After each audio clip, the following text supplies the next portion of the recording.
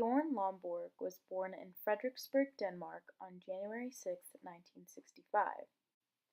His father was an associate professor at a high school called Mullern's Legat School, and his mother was an author. Growing up, he had very strong, often controversial beliefs, and to be honest, this is a big part of what he is famous for. He later got his PhD in political science at the University of Copenhagen. Bjorn Lomborg is an academic and the author of the best-selling The Skeptical Environmentalist and Cool It. He challenges mainstream concerns about the environment and points out that we need to focus attention on the smartest solutions first. Bottom line is, there is a lot of problems out there in the world. I'm just going to list some of them. There are 800 million people starving. There's 1 billion people without clean drinking water, 2 billion people without sanitation.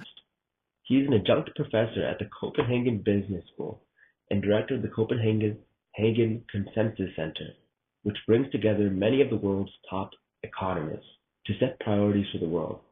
Lomborg is a frequent participant in public debates on policy issues. His analysis and commentaries have appeared regularly in such prestigious publications as the New York Times, Wall Street Journal, and USA Today.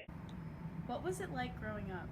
I grew up with a family who believed in opinions based more on facts and truth rather than biased opinions. And correct me if I'm wrong, this is a big part of what you are famous for, Bjorn, no? Well, I hope that would be my legacy.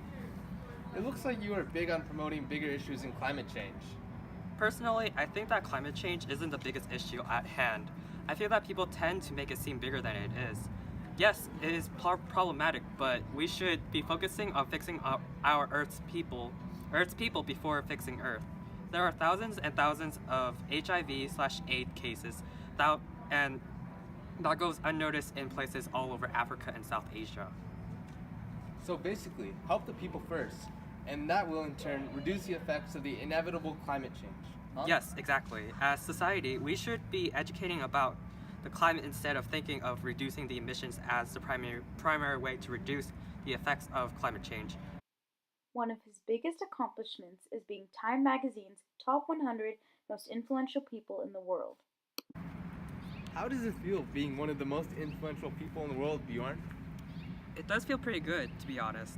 They credit me as a statistician being someone who can be able to discredit popular opinion with statistical significant tests. Some of the questions that I've tested were, for example, are some of the problems less significant than media makes them out to be? What are these significance tests? I test a hypothesis that isn't a popular opinion, you could say. Using different mathematical techniques, I then come up with a pretty definitive conclusion at the end. But it's important to note that these conclusions are not final. They don't dictate anything. It's just a conclusion that, again, as a society, we should consider. What led you to create these somewhat controversial opinions? Well, I hate to say it, but most of the data you see nowadays is cherry picking, and there are a lot of confounding variables. For example, some parts of climate change don't even have to do with emissions. It's important to recognize these confounding variables and develop other ideas that remedy these problems in the future. It's also important to find reliable sources when you are forming hypotheses. Well, it sounds like you are one reliable statistician. Well, it's definitely important to be one. Frankly, one cannot simply be a statistician if one is not reliable. That sounds about right. Besides, we need people like you to debunk myths made up by other statisticians. Thank you, Bjorn.